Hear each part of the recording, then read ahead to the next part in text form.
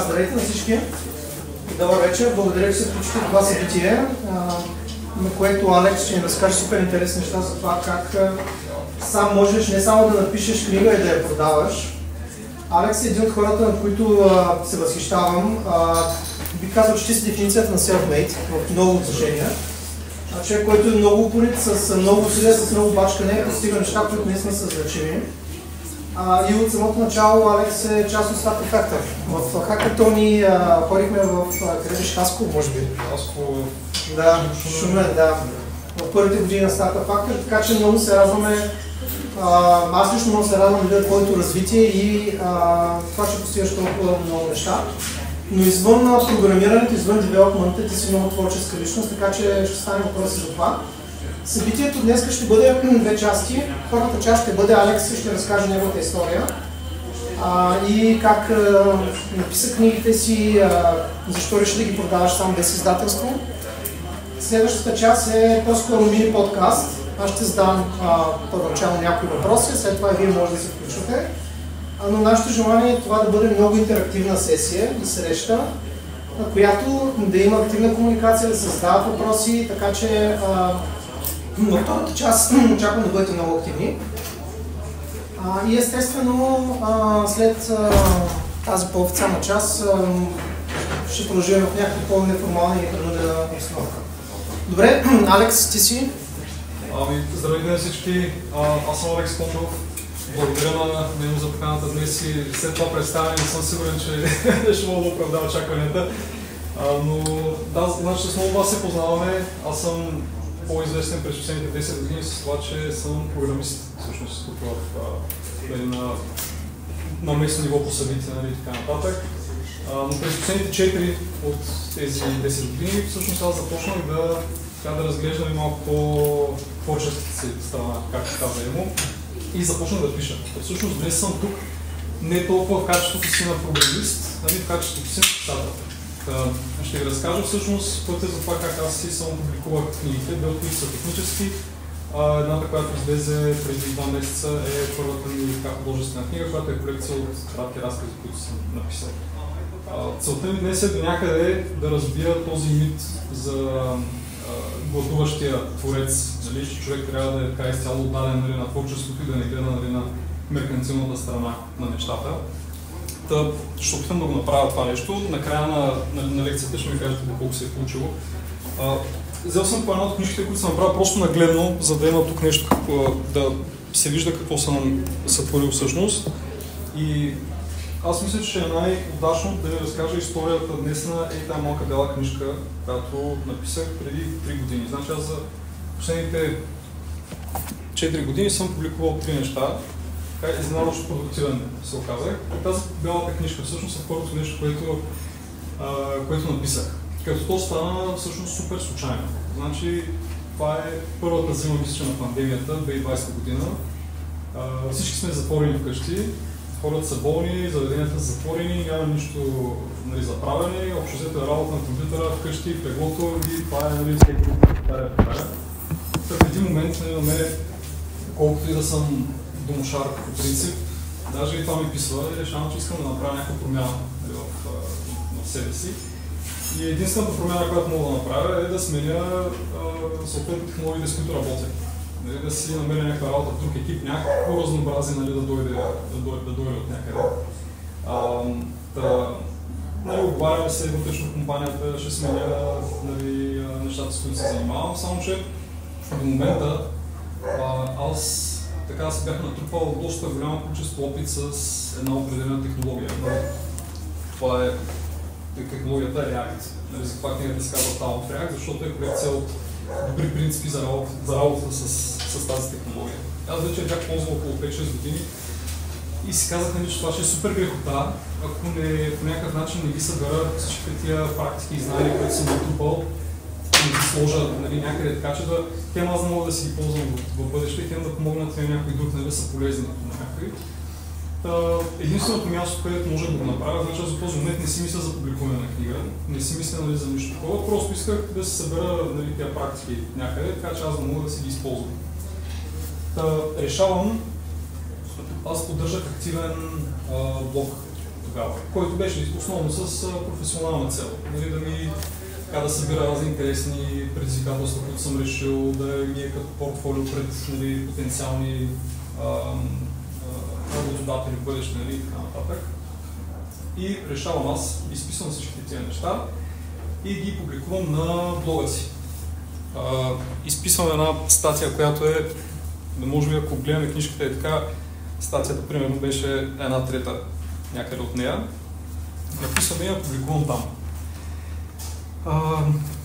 Качваме на блога си, лягам си, на следващата сутрин се събуждам с няколко стотин коментара нали, по форумите за тази статия.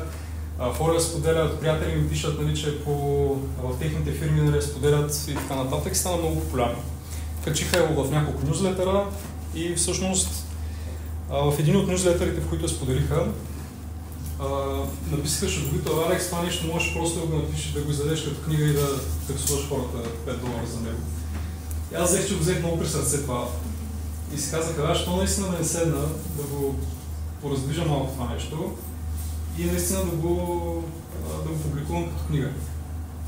И това, което следва, бяха няколко месеца много упорит труд, в който аз трябваше да измисля как всъщност се публикува книга.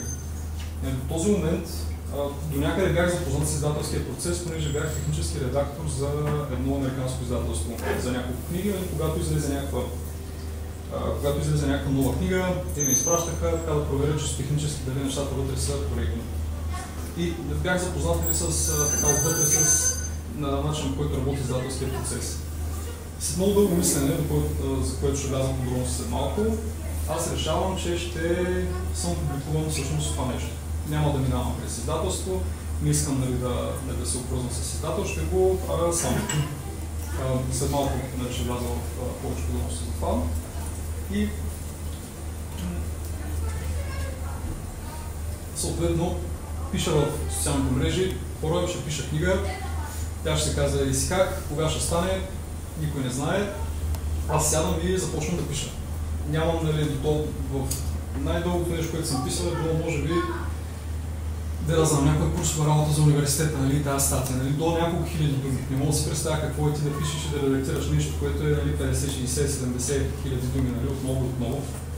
И влизам нали, в този дългия процес на писане.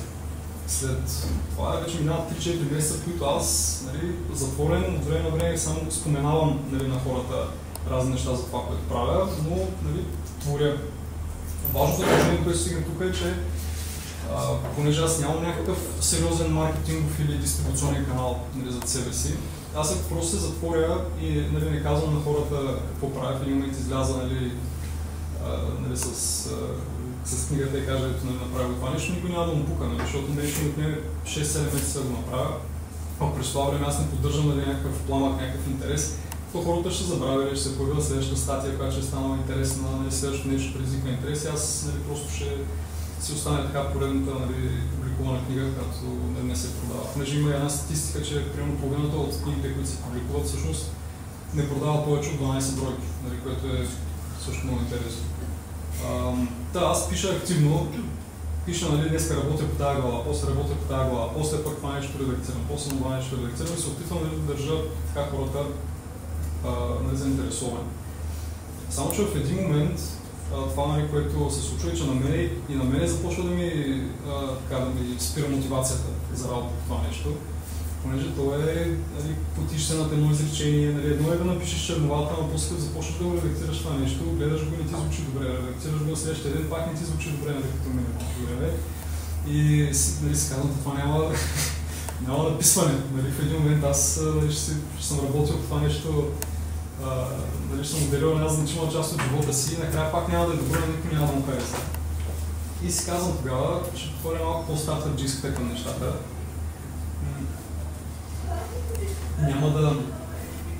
Няма да чакам книгата да стане готова. Няма да чакам финал да е изредактирана и всичко да е направено. Събирам каквото имам, качвам го в едно PDF-че и го качвам в някакъв маркетплейс. Има един сайт Gumroad, не знам дали е познат. Това е общото маркетплейс за дигитални продукти, книги, различни софтуери и такива неща.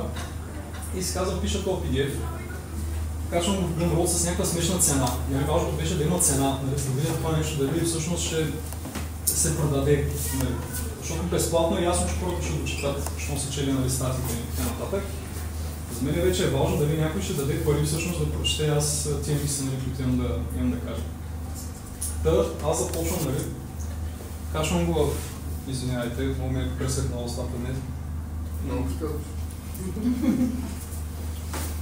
Качвам го в Gumroad и излизам вкъщи. Взето пиша няколко поста, качил съм го. Излизам от нас и изключвам си нотификации, всичко не искам да гледам, казах си, ще проверя след уикенда. Това е примерно събота сутринта. Казах си, ако до неделя продам една, продължавам да се занимавам с тази книга. Аз от неделя съм продал 10 книги на ниво чернова. В смисъл това е, аз нали, съответно написах, това е вътре с правописните грешки.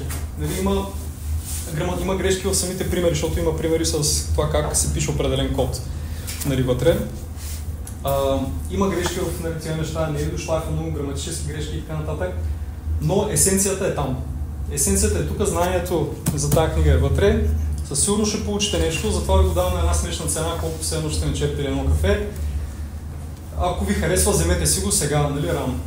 И те 10 човека си го взеха, един ми писа, това е супер, точно това е нужда. Аз си казах, добре, почваме вече по-сериозно. Зарогах си още няколко месеца работа и така, след това вече публикувах един път книгата с пак някакъв смешен сайт, в който бях вложил нали, някакво минимално време, понеже аз от цялата тази работа не мога да повярвам, че някой иска да даде пари всъщност да чете нещо, което аз съм написал.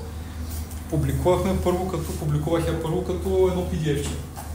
Вследствие, нали, вече мина редакция, малко по-сериозна.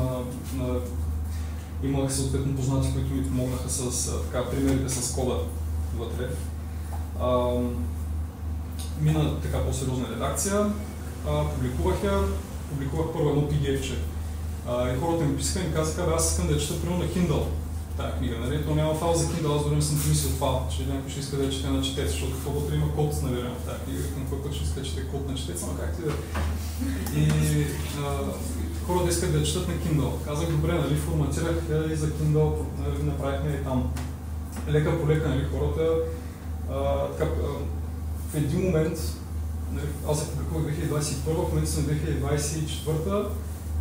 Сега практиките реално, за които съм писал в тази книга, се използват компании като Ford, в български стартъпи като TeamGPT, ще ми бяга името, в няколко дигитални агенции и нали, без да превеличаваме, четем от хиляди програмисти в цял свят.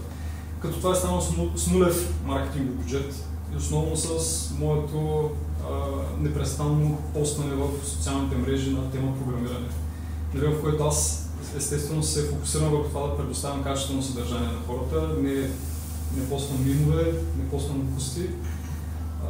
И това така ми оформи един бранд, нали, като хората знаят, че като четат нещо, което е написано от мен на тази тема, всъщност четат нещо стойностно наистина, което ще им помогне. Кои социални мрежи използваш? LinkedIn и Twitter. Само, да.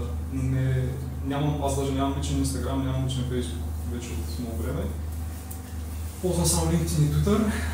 Това е натъртван за техническото съдържание. Обаче, сега това, което лека по лека откривам по неприятен начин е, че за художественото съдържание обаче ти трябва някакво активно присъствие в мрежи като Instagram и в TikTok, които са много далечни от мен, ако трябва да съм честен. Не ги разбирам, още нали, не мога да схвана формата нали, с трендовете и с тези неща. Определено не е моето нещо, обаче лека проект се примирявам с факта, че ще започнем да го правим това. Като тук, ако мога нали, да направя наметка, всъщност оказа се, че публикуването на нетехническа и техническа литература е нещо коренно различно. В смисъл това са две неща, които нямат единствената обща между тях е писането, всъщност. Но от една страна, примерно, що се отнася до техническа литература, това е вид учебник. Нали, хората идват при теб с, като аз казвам техническа, но това е всякаква нон-фикшн литература, която цели да научи някой на нещо. Хората идват с идеята, че ще научат нещо от теб, нали, че ти ще им разкажеш нещо, което ще им помогне после са по-добри в професията си, ще изкарат повече пари или нещо такова, докато с художествената литература ти влизаш в графата забавление. Нали, хората ти се конкурираш с Netflix, нали, с Instagram Reels, така ли се казва? Да. Нали, ти се конкурираш с на хората свободното време, нали, което вече е адски по-трудно. Нали, в един случай им казваш, ти прочети това, ще направя по-добър, нали, в професията си, в другия случай им казваш, прочети това, може да ти хареса евентуално и да не си загубил времето. Нали, които са два много различни прополза. И всъщност тази година започнахме да печатаме книги. Реално аз не правех печатни издания, всичко беше дигитално до началото на тази година. Понеже аз изхождах от себе си, нали, което е друга грешка на авторите, нали, предполагам. Аз изхождах от моите собствени навици за четене. И за мен, примерно, като чета технически книги или каквито и да е книги, аз искам веднага да го получа, да си го взема, да го прочета и да ми остане, нали, някъде на Kindle, нали, това нещо. В смисъл, много бързо да имам достъп до съдържанието. Докато за много хора всъщност е важно те да имат книжката в библиотеката си. После, примерно, това да имаш тая книга е някакъв, как да кажа... Референс point. Да, или някакъв сигнал пред хората ти кой си, нали, някой като дойде у вас, като ти види, нали, полицията с книги за програмиране и си казва, този човек е програмист. Да. И аз това примерно го осъзнавах, обаче много хора казаха, аз искам да имам хартиена книга, искам да имам нещо, което да ми стои вкъщи. И да си казахме, окей, дай да видим как може да печатаме тези неща, защото аз от тогава, да, PDF и EPUB, нали, файлове правя, няма проблеми, нали, това е по моята част, нали, на нещата. Обаче стигна до момента с печатането. И говорим с печатници. Те ми казват какъв rocket science е и какъв инженеринг всъщност се изисква ти да форматираш една книга. Ми казват някакви термини, тук има блидове по страниците, има разни работи, тук формати, отстояния, някакви такива неща. Аз не знам тези неща какво означават. В смисъл, че не ги знам тези термини, не са им познати, да им обясняват колко е сложно. Аз казвам, добре, нали, нека да направим казали да на чернова. Вие да ми дадете, нали, цена, която да включва и това форматиране и печата на някакъв малък тираж. Понеже все пак аз не искам, нали, да правя икономия от мащаба, нали, да си напълня спалнята с кашони, нали, с книги. Искам някакъв малък тираж, да видя всъщност колко хора наистина искат да четат това нещо на хартия. Нали, аз код на хартия нали, не чета.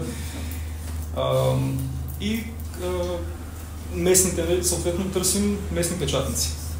Местните печатници ми дават цена, нали, за печатането на една книга, която варира в порядъка от 30-40 до 80 лева на бройка. За колко? За няколко стотин бройки беше. И цената беше не в примерно 100-200 бройки. Нещо е такова беше това, което искахме. Като едната не преувеличаваме, едните стигнаха за 80. И аз си казах, че това е пълен абсурд. И седнах и се научих всъщност да се форматира книгата сам. Отворих, видях за какво става дума. Казах си, защото някой го прави там, значи аз ще мога да направя вкъщи. Нали, надали е нещо, надали е край на света. Научих се как да го правя това нещо, обаче въпросът с печатането остава. Понеже това е книжка, която е 170 страници, няма нещо цветно в нея, няма нещо, нали, кой знае какво. В смисъл, не трябва да струва толкова, колкото да напечаташ енциклопедия Британика, нали, в края на деня това нещо. И една алтернатива, която се отвори тогава, беше Amazon. Светнаха, имам един мой близък приятел, с който впоследствие започнахме да работим заедно по книгите. В Amazon има така наречената Print on Demand услуга, което ще рече, че ти им предоставяш файловете си, нали, на корицата ти, на книгата ти, нали, на всичко. И те могат, когато някой си поръча тази книга от тях, те да ти я напечатат в момента на поръчката и да му я доставят на него, без тази книга изобщо да минава през теб. Което на мен ми звучеше, нали, като много скъпо удоволствие в началото. Само че сравнено с цените, които получавах, вече беше нещо, което, нали, трябва да го експлорнем това, да видим, нали, съответно каква цена може да вземем от там. понеже тук всеки лев е важен, нали, и ако излезе по-ефтино, ние да печатаме книгите в Полша и оттам да се доставят, нали, за Източна Европа директно, отколкото да ги печатаме в Русия, да ги пращаме до Амазон, те там да се разпределят по складове и така нататък. И си казахме, струва се, това нещо да го направим. Форматирах книгата, понеже трябва да форматираш, да дадеш корици и всичко, да определиш какви страници ще искаш, какъв тип, качество и така нататък, за да ти дадат крайна цена. Може да познаете колко струва принтирането на една такава книжка в Амазон. 11 долара. За една книжка. Без тираж, понеже той е print on demand за един брой, реално. А в Европа ли го принтират? Моля? За Европа ли става въпрос? За насякъде. Насякъде еднаква цена има? Да. Варира, но е много малка разлика. В смисъл, имат центове. Цената на тази е, мисля, че е 5,20 лева, а тази е малко под 5. Ама да го закръглим на 5, нали, и в двата случая. С кориците със всичко. С хартия. С абсолютно всичко. На какъв език са ви книги? На английски. Но може и да са на български, нали? Няма никаква спирка, нали, реално да публикуваш. Има хора, които публикуват и по този начин публикуват книги за оцветяване, нали, които са с само шаблони, нали, които са попълват. Мен това ми звучи супер утопично, нали, в началото. Обаче от към цена бият всичко, което може да ни се предложи тук. Направихме книгите, пуснахме ги там, аз поръчах 10 на бройки, просто за да видим как изглеждат, защото си казах, това за тази цена сигурно ще е от найлон, нали, не мога да си представя, нали, какво ще бъде. Откровено, аз ще ви, ако някой му е интересно, после елате и ги разгледате чувство като качество на хартията, но е много по-добро от това, което очаквах. И, нали, за мен в момента, колкото и смешно да звучи, няма икономически смисъл аз да печатам книги в Русе, при положение, че може това да се случва някъде on demand и, нали, те автоматично да се изпращат. За това удоволствие, естествено, те си взимат някакъв процент, нали, някакво роялти от цената на книгата, но това пак е по-добро от това, което аз бих получил, нали, работейки примерно през издателството от тук. Тук може би е момента, в който трябва да се върна и на въпроса с издателството. Както казах в началото, аз имах някакъв опит с така издателската индустрия, бях технически редактор за издателството Апрес, които публикуват основно техническа литература. Мен основната ми причина всъщност аз да искам да пиша е за да имам някаква креативна свобода. В смисъл да мога аз да решавам аз какво искам да пиша, как искам да бъде написано, как искам да изглежда, каква да ми бъде корицата. Това, които сме сменяли 3 пъти. Реално. В смисъл, на тази книга 3 пъти, на тази 2, на тази още не сме. С всяко издание добро първата корица си я направих аз, с моите, нали, дизайнерски умения, които не бяха много добри. И се получи нещо, което така биваше, нали, колкото да може да я затвориш, нали, с това нещо, не беше прекалено добро. После дизайнер ми направи втората корица, понеже не искахме да е вече нещо, което така да има малко по-добър търговски вид. Оказва се впоследствие, че той използвал елементи, които са от, не знам как се казват, такива библиотеки и сайтове, от които можеш да купиш готови някакви компоненти. Няма права за печатък стоки имаш. Да. И се каза, че нямаш как да знам. И решихме, че ще правим, нали, трета корица, нали, която впоследствие, нали, вече така се получи добре. И ние най-вероятно ще сменим в някакъв момент, само че по други причини, до които ще стигне сега. Въпросът с издателствата. Всъщност, нали, цялото нещо опира до креативна свобода и собственост върху бизнеса. Нали, ако погледнем малко пак стартъпджийската на нещата, издателството, като това, ако има издатели тук, нали, някой, който така има, нали, пръст в този бизнес, не го казвам като нещо срещу нали, този бранш, откровено си има ползите, които не отричам, но лично за мен нямаше икономически смисъл да правя това нещо. Защото като драснем чертата, реално една книга, която се продава в книжарница, примерно едни колко са 45% примерно от цената отива за книжарницата. Нали така? Ако... примерно, ако книгата струва 20 лева, айде да го закръглим малко по-лакомо, 10 лева отиват до книжарницата. Останалите 10 лева автора взима едни 10-15% всъщност от продадената цена на това нещо. Което означава, че ако направим сравнението с правенето на стартъп, това означава, че аз, издателството покрива редакция, корекция, полиции, то влага в печата, организира дистрибуцията и така нататък. Но това означава, че ако аз на стартъп, аз вземам един инвеститор, който за една малка сума притежава 85% от бизнеса ми на ден първи. Което на мен не ми се струваше изобщо смислено по никакъв начин. Реших всъщност, че е по-добре да bootstrapна, да вложа собствени средства, включително аз да си плаща на редактор, аз да си платя за колиците, аз да си покрия печата, дистрибуцията и така нататък, за да мога аз съответно да притежавам целият процес. Тук опира и до това дали човек иска само да пише или иска да притежава всъщност някакъв процес, някакво творение. Ако един автор иска само, аз примерно искам само да напиша, да си дам книгата, файла на някой и оттам нататък не ме бърка какво става с това нещо, то издателството е перфектният партньор за такъв тип отношения. Само че аз исках, това е нещо, което ми е дошло от душата по някакъв начин, аз исках да си имам контрол и собственост върху него. Това, че аз съм си задържал моите права, примерно, ми позволява да правя намаления, когато аз искам да правя промокодове, да подарявам на хора, когато реша. Примерно веднъж ми беше, веднъж доста често са ми писали хора от Нигерия, от Бангладеш, от разни държави, които са доста далеко от тук и ми казват, аз учим примерно за програмист. Не мога да си позволя книгата ти в момента, обаче много искам да я прочета. Включително едното момче ми беше казал, аз ще пиша за тебе код една седмица, ако можеш да ми изпратиш книгата си, което то абсолютно сериозно ми предложи да върши някаква работа за мен от замяна на книгата.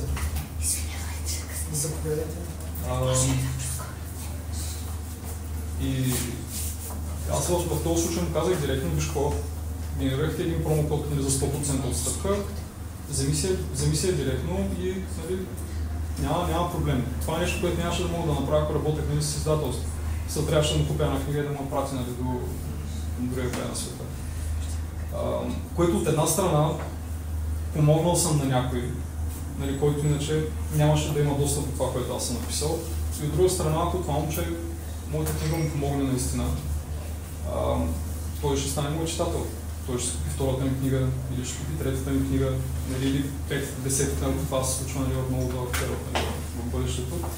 И ми дава всъщност тая връзка с читателите, която аз иначе не бих могъл да имам, ако съм дистанциран от този процес. И като това е плюс и минус. Това да си контролираш целият процес означава, че всяка грешка е твоя. Защото както споменах за корицата, защо пак ще я сменяме, всъщност аз в момента реално разчитам основно на собствения си бранд, на това, че хората ме познават като програмист и знаят, че като видят името ми, това е нещо свързано с технологиите, с които аз работя, за които пиша. Само че ако не знаете за какво става дума и видите тази книга, това всъщност не говори достатъчно много на хората. Ако някой не знае кой съм аз или не му е познато името React тук, виждаме тук една пагода, много хубава нарисувана отпред, само че това не дава достатъчно информация. И сега, когато започнахме, всъщност тази година за първ път пуснахме някаква платена реклама, за да видим как може ли тези книги да станат по-разпознаваеми, по-популярни.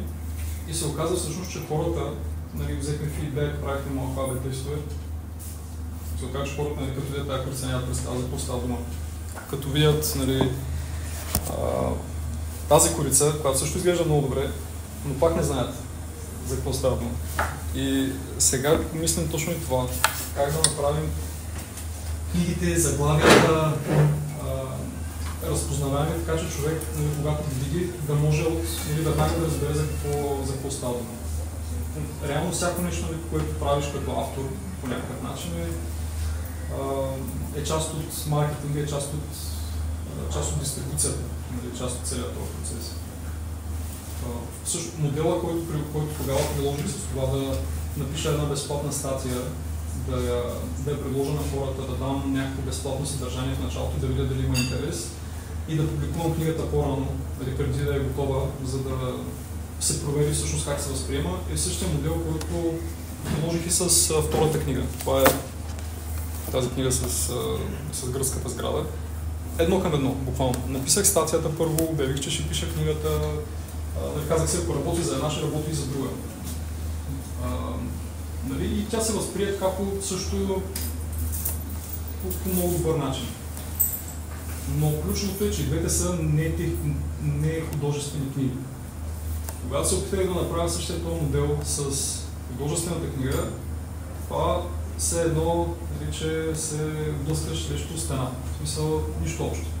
Защото и аз си давам сметка за това нещо вече много време след като го направихме, понеже ако кажеш на някой, ето аз тук имам половин филм, който е не е изгладено, редакциран, ама историята е там и ще ти хареса пулката от цялото нещо, то това не е много апетитно предложение, нали, за някой, който иска примерно вечерта да седне да се разсеяне за един час след това да прочете нещо интересно. Само че аз не се замислих за това в началото. Казах си, правим същото нещо, работи, даваме съдържанието по този начин, на който му е интересно, той ще гледа и нататък.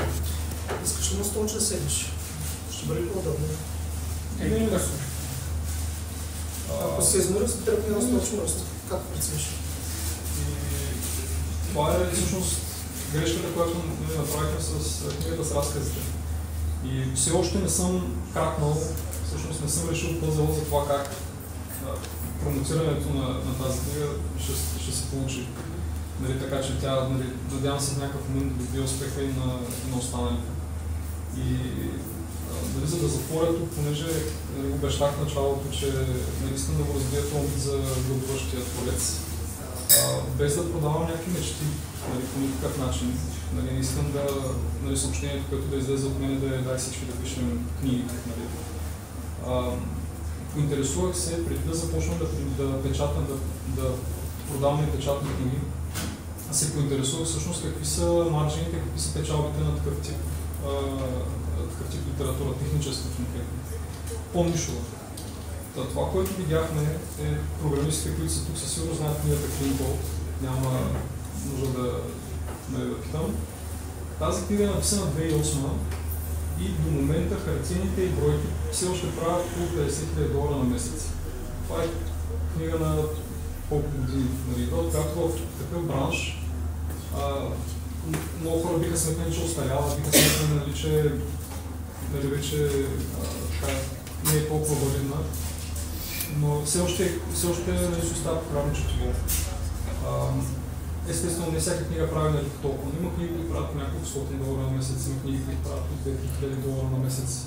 Това е някакво абсолютно за мен резонно число, което един човек може да очаква. Число, към което човек може да се стреми като автор.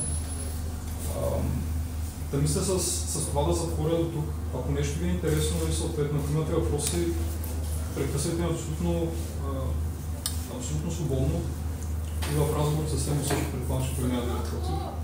Естествено. Да. Добре, благодарим ти.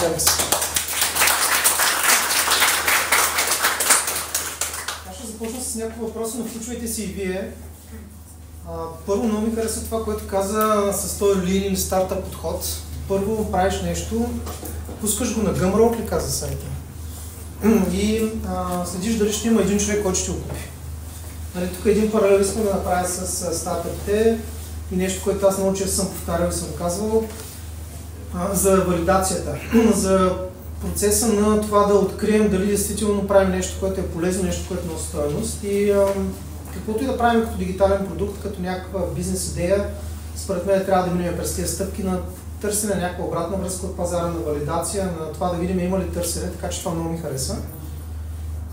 Ако приеме, че това е окей за техническа литература и за книгите, с които ти си започнал, ако трябва обаче да го пренесем към някакъв друг тип дигитален продукт. В Смяташ ли, че по подобен начин, нали, би трябвало да се действа и имаш някакъв пример около тебе, който можеш да дадеш за пример, който не е книга? Някой, например, да иска да направи някаква игра и да я валидира, или някой да иска да направи някакъв тип digital act. Нали? Тук Петя всъщност може да каже, ако иска да се включи малко по-късно.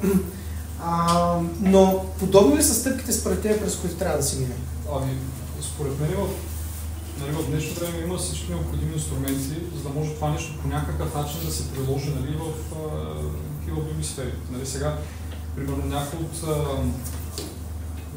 софтуера за сервис продуктите много често правят приордери, нали, по някакъв начин. В смисъл, нали, предплати си, да речем, нали, за това нещо. Някои правят, нали, различни тиери. Примерно ще направим един продукт, който, нали, ще опитаме да го нали, продаваме с минимален брой фичери. И лека по лека ще почнем да добавим други, ако видим, че се струва, нали, инвестицията в това нещо. Или фри трайл, да кажем. Да. Някакъв вид валидация. За мен валидацията с плащане е най-сигурният сигнал, че това, което се направи, всъщност има някаква стойност. Нали, щом човек се раздели, нали, щом човек е склонен да си плати за това, което си направил, нали, то това е показното. Нали, защото от безплатни неща винаги има кой да се възползва, но опира до това ти решаваш ли проблеми или си направил витамин, нали, в края на деня. В смисъл нещо, което човек може и без него, или нещо, което всъщност наистина предлага някаква стойност.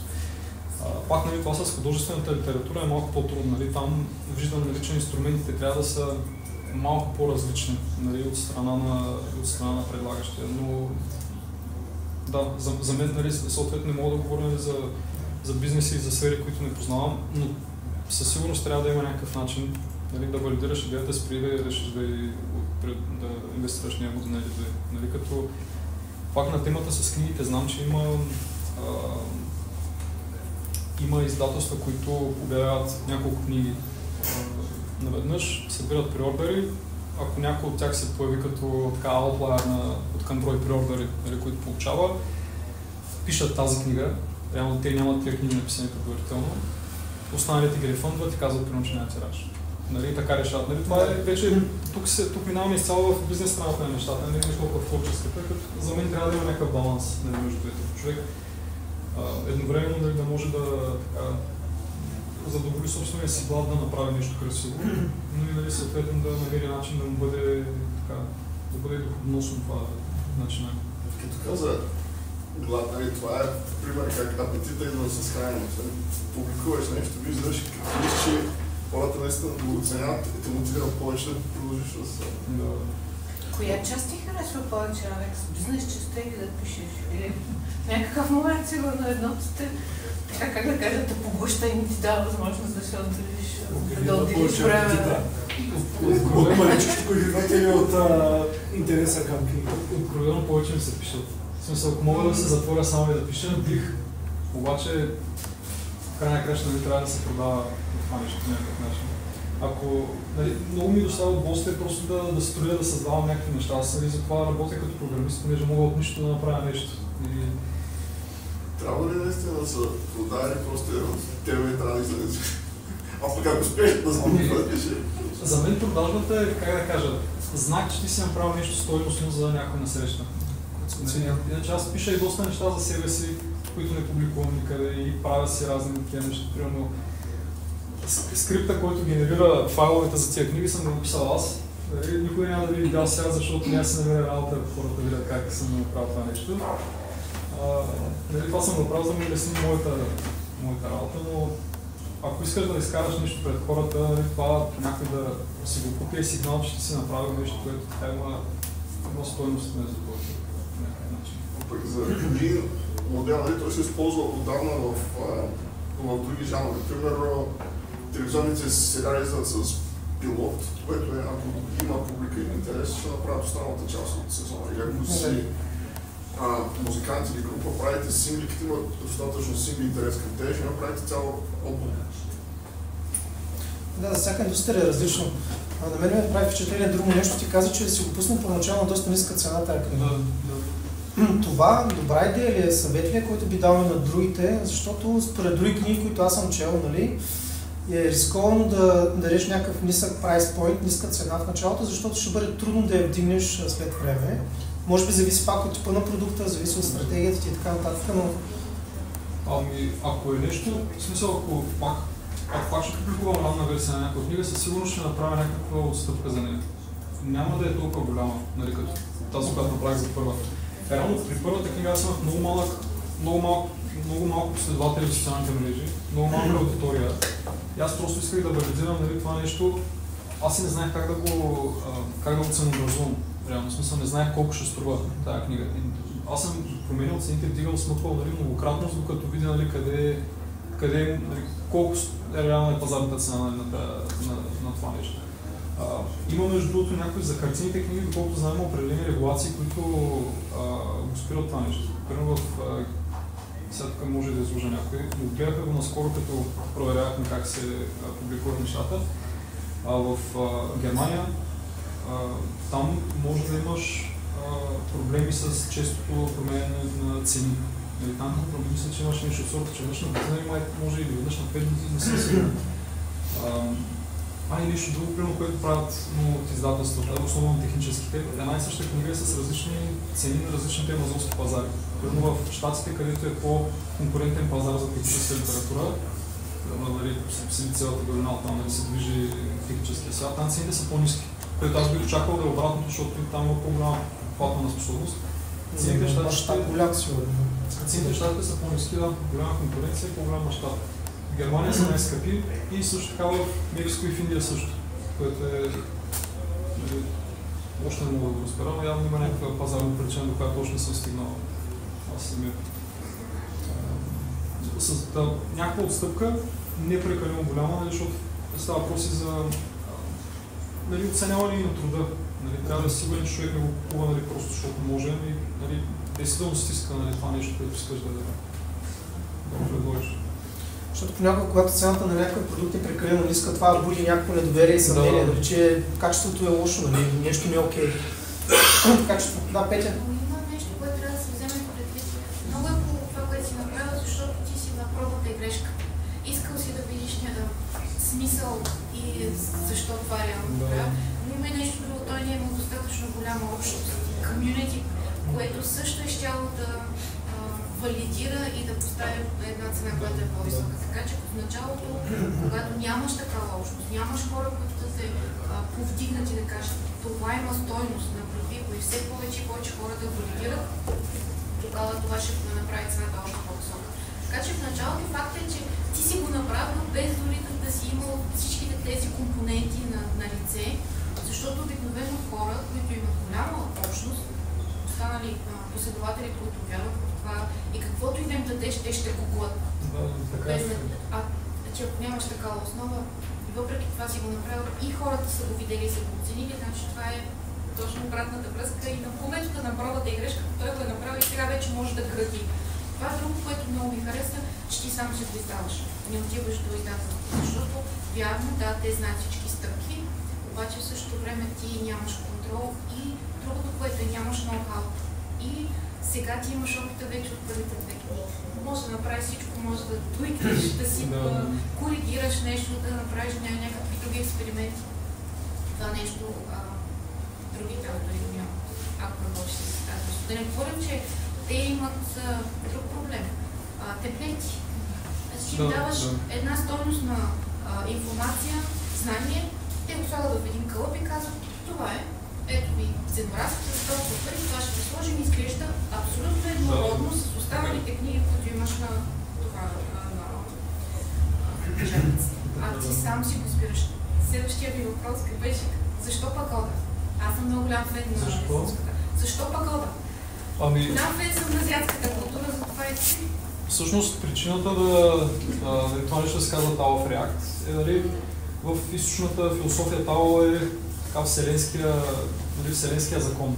И аз леко, така как да кажа, кръстих си статията по този начин, защото тази технология се казва React и аз исках да сложа така вселенските принципи за работа с тази технология, наречена React. Добрите практики, какво да правим, какво да не правим, как да правим определени неща. И това е всъщност и нещо друго, което помогна, че аз случайно нацелих една ниша, всъщност в която нямаше достатъчно съдържание. Понеже хората програмирането се насочват към уроци за това как да построя това, как да направя това, как да изградя нещо. Аз се фокусирах върху това как да поддържаш нещо. Това нещо, което си направя, как да направиш така, че то да живее като продукт в 5-10 години. Нали, а не да трябва да го пренаписваш всяка година, което е често срещам проблема в нашата сфера. Дали, ако мога да дам еквивалент на това, реално в един момент, когато строим една сграда, оказва се, че нали, нещо не е окей, събаряме се много, нали, това не е икономически нали, смислено. Аз реално нали, вкарах принципи, точно как да не се стига до този момент, нали, в който трябва да събаряме нещо. Супер, това така ме кара да направя една друга асоциация с стартъпите, за това колко е важно позиционирането, да намериш правилния сегмент, правилната пазарна категория, правилният човек, на който да продаваш и понякога това е над 50% от успеха. Да се ориентираш на базата на някакви итерации, на обратна връзка, която получаваш на комуникация с пазара, кой точно е този, който ще го купи това нещо, нали? Каква работа ще му свърши. Защото може да се окаже, че това, което правиш, нали, е тотално неподходящо за хората, за които ти мислиш да го продаваш. Е много интересно и полезно за някаква друга група хора или за някакъв друг пазарен сегмент. Така че позиционирането е супер и критично важно. Естествено, тук има методология, има стъпки, има customer development процес и така нататък. Но има много такива неща, които нали, са, може би си ги направя малко случайно, нали, като някакво такова ориентиране или утане, но са изцяло в синхрон с добрите практики за развитие на стартъп идея. За мен има много допирни точки между двете неща. Като гледайки малко на издаването и като на бизнес, тези нещата са си абсолютно приложими, аз според. Кой от вас е чул за Дейвид Гогинс? Добре. Не супер. Ще прочете ли книгата? Значи, както бягаш сега 4 км, ще направиш 40 докато я слушаш. Само това, че се мотивираш. Това, което си ги направи. Да. Добре, това е един много известна личност в Америка. Мисля, че е продавал над 5 милиона книги, ако не се лъжа. Или между 5 и 10 милиона. Може би тук е комбинирано с аудио, електронни и книжни, не съм сигурен, нали? Но говорим за милиони бройки. Човек, който разказва личната си история. Нали? Обаче много интимно, много дълбоко. Нали? Нещата, които са наистина най-големите му травми от детството, неща, които са болка, която е изпитал предизвикателства. И естествено как той се е трансформирал като личност. Как е станал един от най-добрите американски военни с световни рекорди по най-много набиранки, специални части, безброй награди и така нататък. Атлет, който бяга ултрамаратони, там по 150-200 мили, нали, в пустинята, в планината. Някаква невероятна машина. Но това, което ми се запечата в съзнанието, в една от неговите книги той обясняваше процеса, защо е решил сам да се издава, нали, като тебе.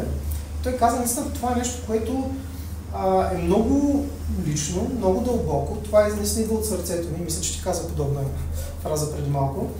И за мен би било предателство спрямо мене и би било много ограничаващо да гледам това като някакъв комерциален продукт. Защото все едно ти слагаш на пазара част от себе си. Нали? И ако нямаш някакъв контрол върху този процес, ако нямаш възможност ти да определяш правилата на тази игра, е някакъв тип много голям компромис и може би предателство, което правиш. И затова много се впечатлих, нали, като сподели, като се видяхме, нали, че си избрал този път. И всъщност явно в дългосрочен план това се оказва и по-рентабилния вариант. Естествено, нали, ако успееш да намериш на кой да я продадеш, нали, което е малка подробност.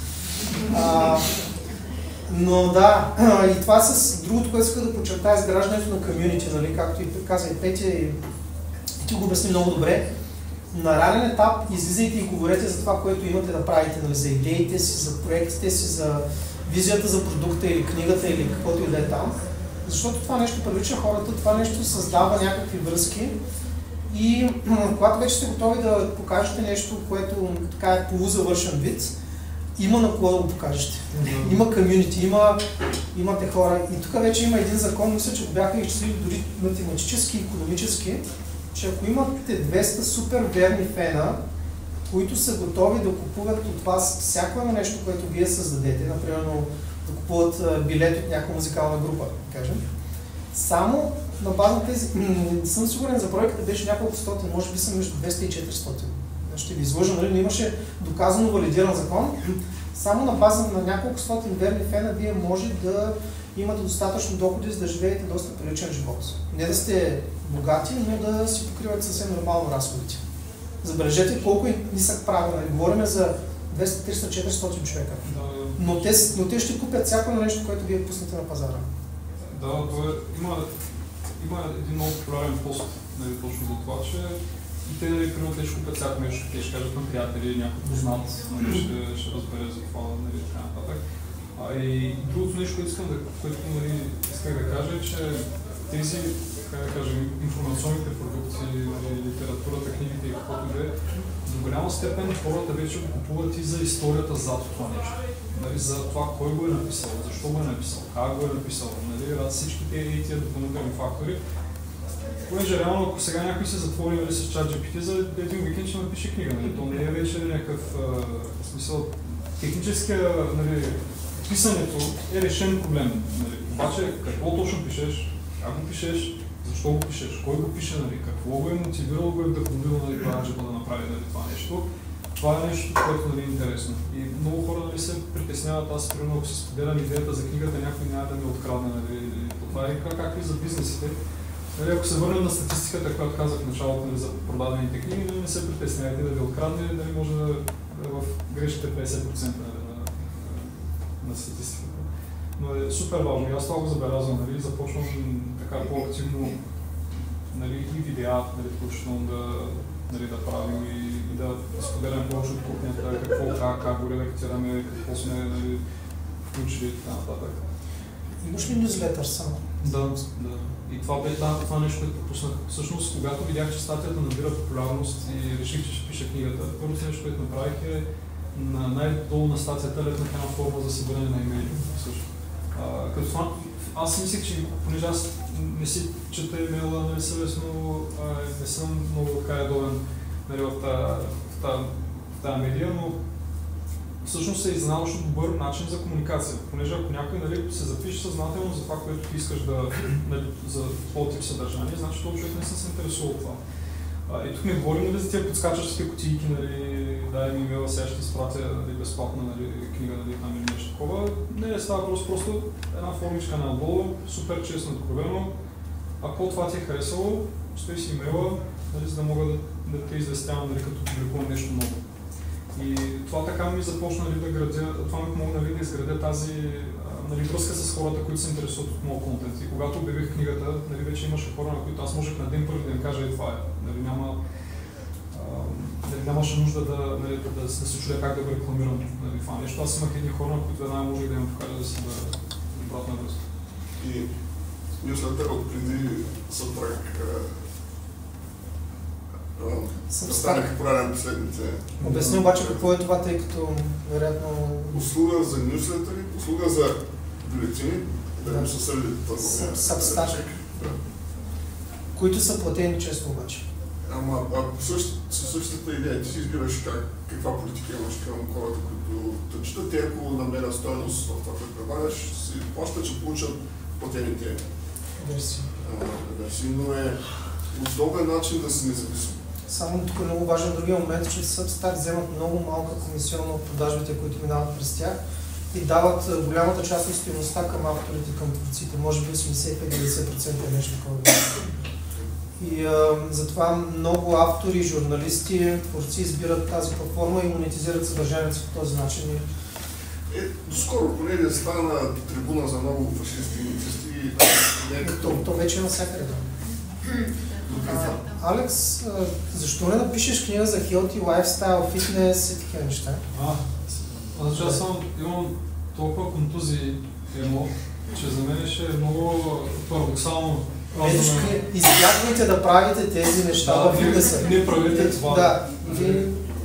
Значи ако трябва да ги изброявам, все още имам проблем с кляхането с едното коляно. Връзките на двете ми коляна бяха заминали наскоро, двете ми рамене са вадени, имам чупени пръсти. Как да остане позитивно след травма? Ама ето, значи си в позиция, нали, стигнал си до някакъв лимит на твоите физически възможности, нали, експорнал си тялото, дали на кое е способно И съответно можеш да... Мога да кажа, не правете това. Не, мисля съм си го между другото, няколко пъти ми е минало през главата, просто не... Мога да кажа какво не, но не мога да кажа нали, от по-добрите практики. Там не мога да помагам. Затова съм се въздържал. Мога малко да спекулирам тук, но бих заложил, че тази книга ще направи повече продажби от тия, които са за те. Това е моята интерпретация. Реакта е много тясна ниша. Това е нещо. Ако ще предлагаме идеи, аз съм за тао на живот в провинцията. Плюсовете на малките градове сравнение с София, която се ще... Ако искаш, аз мога да те издам. Ще договорим с най-добрите условия, които някой може да ти предложи. Мисля, че не отворя очите как да те заобиколите. Мисля, че сега е момента да споделиш, ако желаеш да е, че това, което имаш като ноу-хау експертиза за това как да продадеш подобен продукт, може да се пакетира като някаква платформа или услуга да се предлага. Да. Това е нещо, по което мисля работя от известно време. Понеже забелязах, че този процес всъщност изобщо не е в полза на авторите, които са всъщност творците, хората, които стоят зад това нещо, което зад книгите, които четем. В смисъл, всяка книга е малко като примитивна форма на телепатия, го нарича Стивън Кинг. Ти влизаш в главата на този човек. Аз искам и се тези хора да бъдат възнаградени по някакъв достоен начин за труда им. Това е все още на ниво идея. Мисля си точно как може да стане, така че да не е charity, че ми избягах думата, благотворителност, но и да е нещо, което да работи. Искам да направя един фреймворк или една платформа, която точно да помогне на авторите да улесни процеса на самопубликуване. Натъртвам на самопубликуване, не че аз искам да стана издател, да започна да взимам дял от този бизнес, но искам малко ако мога да променя до някъде тази индустрия, това би ме направило изключително щастлив. Все още мислим върху това как точно да се случи. Искаме се малко да решим казуса и пъзела с художествената литература, преди да може да предложим някакъв модел за нея. Понеже с техническата, вече малко или много смятам, че имам представа как се случват нещата. Трябва да позадълбаем малко и в тази ниша. И съм сигурен, че може да предложим нещо, което да е полезно всъщност. За печатането с университетски печатници говоря ли? Не съм. Понеже в Русия има университет. И те всъщност самоизбравят си част от учебните материали, точно поради същото, защото не са основане. Малко са посредата между издателствата и... Да, те са по-добри варианти. Те са по-скоро печатат издателства, къща смисъл, те само печатат. Да.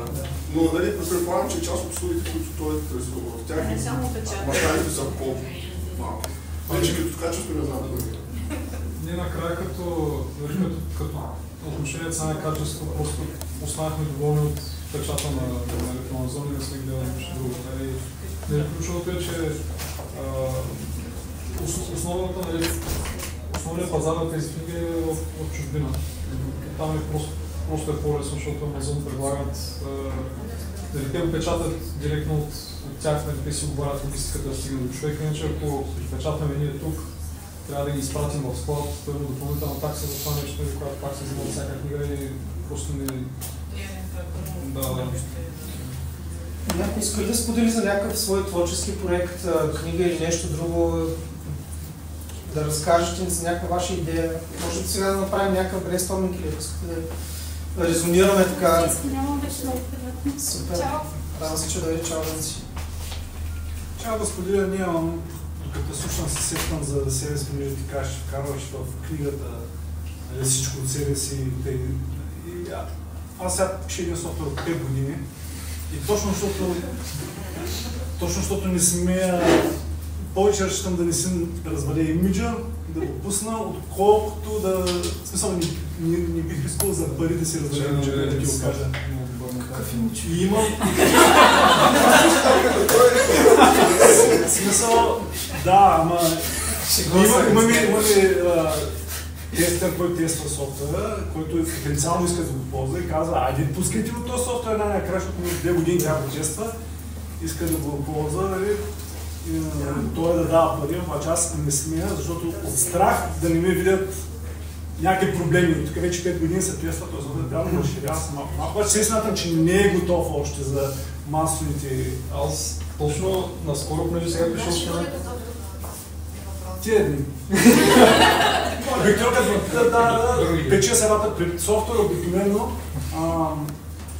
Първите 95% стават бързо, примерно за година и половина, а останалите 5% се важат още 4-5 години, 6-7. Искам да ти кажа, че винаги е почти готов софтуер, винаги е почти готов. Точно тази седмица говорих с една приятелка на тази тема и тя ми прати цитат, значи тя не е програмист, обаче някак ми прати цитат на Кент Бек по някаква случайност. И цитата е, че най-доминантната причина за това, че софтуера не се релизва по-рано е това, че човек не иска да замени мечтата за успех с реалността на обратната връзка.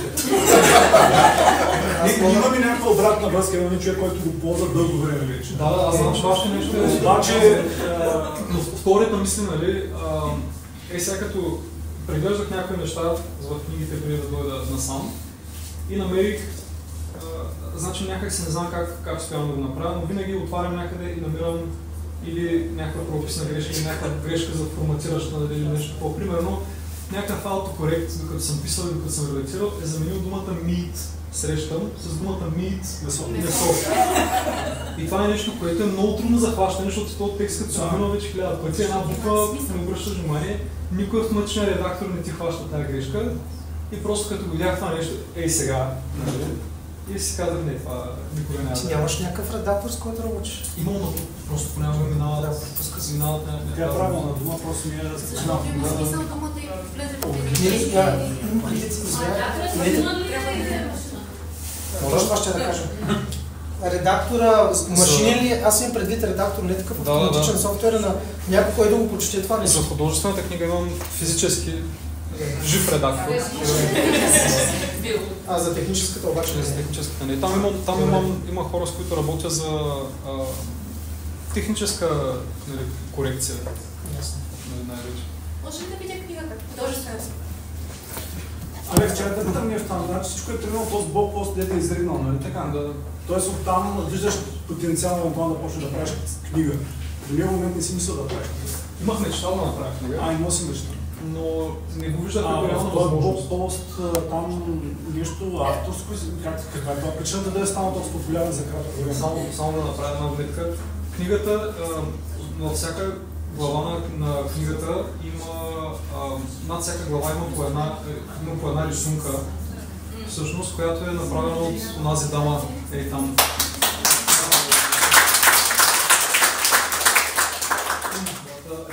Всяка глава има така илюстрация за нея, която е направена от Ванеса. Това беше също много интересен процес, за който мога вътре главите в... Не, аз гледам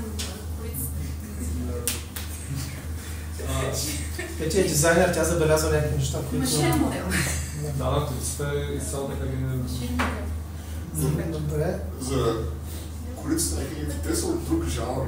Ако погледнеш великия Гетсби, колко колици има на всички езици, които издавани, има някакви мотиви, които се повтарят вътре, за някакъде така.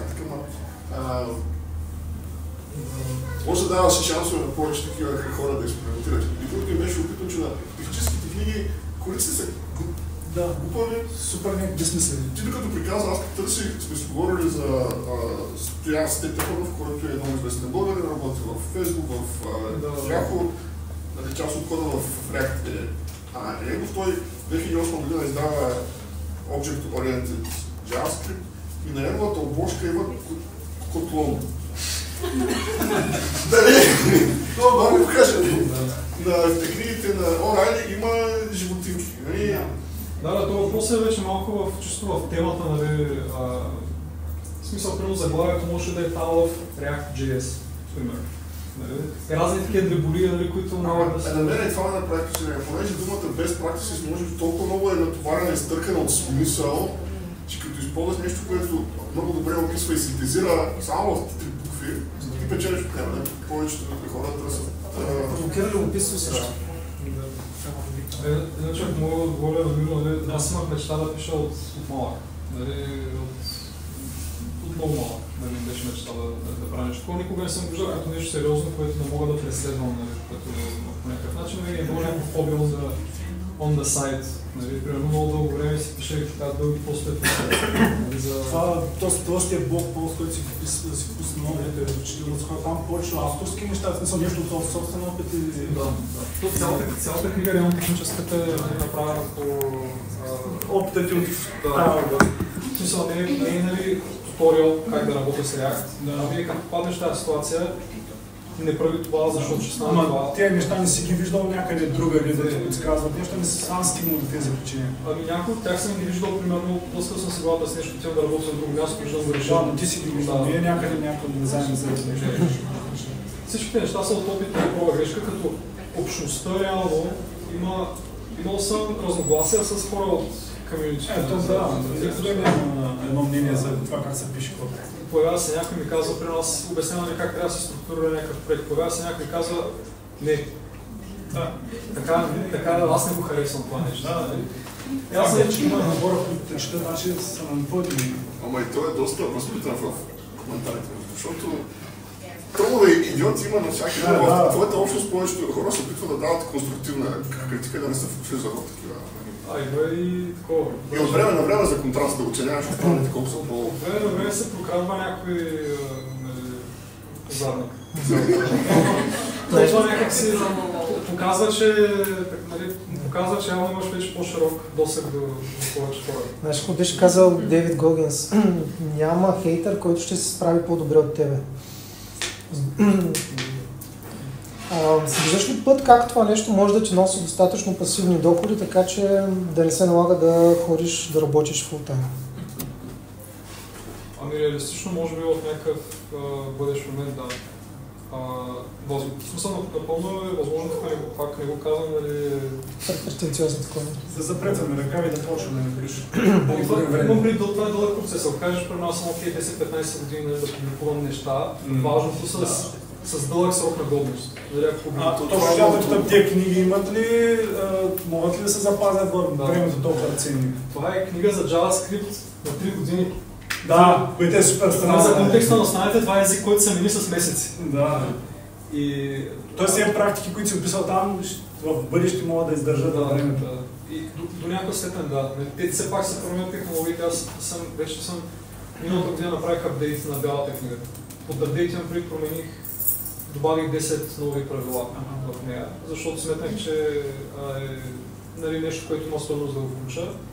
И това пак може да го направя, защото аз се притежавам, аз си съм публикуван книга. Ако реша в някакъв момент, мога да добавя нови неща в нея, да махна нещо, което намирам за излишно. Ако отиш в всяка една средностатическа книжница, без да казвам имена, на рафта, където са с техническата литература, 90% от книгите са морално устарели. Няма никаква полза да ги купиш. Никаква полза. Книжарниците не са виновни за това. Не са виновни, просто искам да кажа, че много бързо морално устарява и това нещо, дали той, който го пише, може да издържи по-дълго във времето. Преди, че е динамично много. Сферата е така, по-бързо се развива. Да, ще трябва да се ориентираме към приключване. Има ли последен Мисля, че и тя имаше въпрос. Да, аз ще чакам. Да, дамата. Ако човек ви помага да поддържате тази общност, комьюнити, реклами? Имам в момента реално работя с още едно момче, което така ми помага с рекламната страна на нещата. Понеже това е нещо, област, в която съм доста бос. Нали, той ми помага в тази гледна точка.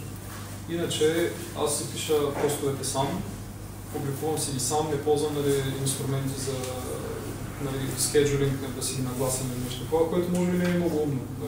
Няколко път съм се замислял, че сигурно ще ми спести някакво време. Отговарям на хората сам, пиша имейли сам и така нататък. Съпругата ми помага с съдържанието, свързано с художествената литература, с постовете там, понеже са в Инстаграм. Но общо взето сам се държа нещата. Нямам реално... Все още не бих спестил достатъчно време, за да е финансово изгодно, да има някакъв, който ми помага с... Защото това яде времето за творение и... Аз примерно по себе съм забелязал, че аз повече от 2 силни часа на ден за писане не мога да изкарвам от себе си. поне да го виждам в мен, че в един момент започвам да пиша глупости или да буксувам или малко се изморявам, нали, от писане. И като реално обаче ми трябва все пак дали през останалото време пак трябва да правя нещо. И когато не работя, нали, си така преценявам днес, имам ли, ще пиша, нали, половин един час, през останалото време там ще свърша някаква. В коя част на деня обикновено пишеш? Ами повече вечер, ако трябва да съм честен. Понеже е така, повече събирам неща, за които да мисля през деня, нали, навръзват ми се някакви точки в главата, те се не събират, аз си пиша много нотове на телефона, нали, като ми хрумне нещо си го записвам и вечерта примерно сядам вече, като е тихо вкъщи всички, които заспят и нали, отнякам. Кое повече ти харесва да пишеш? Художествена или техническа? Откровено и художествена. Откровено и повече ми харесва да пиша разкази. Това ми е много на сърце, много ми харесва. Превеждаме в момента книгата на български художествената. И се надявам тук до края на годината да направим нея. Да, ако можех, щях да пиша повече това. Но нали, от друга страна за техническите неща го гледам малко като дълг, колко трябва да съм честен да го направя, защото имам неща, които искам да споделя. Наистина, примерно сега аз си купувам всяка една книга, която излезе за технологията, с които работя. Буквално всяка една, защото искам да знам какво се случва, какви стоят на хората, какви неща пишат. И като ги гледам, наистина така смятам, че има нещо, което I'm onto something. Има нещо, което мога да кажа, което го няма от другите. И така съм го приел малко като цел, като мисля, нали, ще трябва. Добре, други въпроси имате ли? Пак можем да продължим. Съотношението физически и електронни книги ползва на електронните. Да. Доскоро.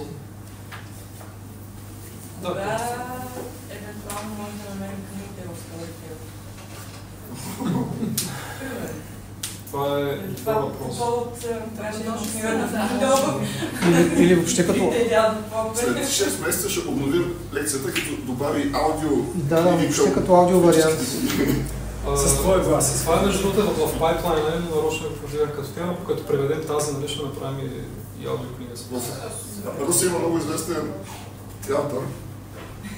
Ако търсиш хора за аудиокниги, ще откриеш със мишленици. Просто не е на дневен ред, но първо ще я превеждаме, нали? Да проверявам. Аз ще кажа да Ще го анонсираме на нашите канали. Ако няма други въпроси, да приключваме, но все пак неформалната комуникация може да продължава, но благодарим на Алекс.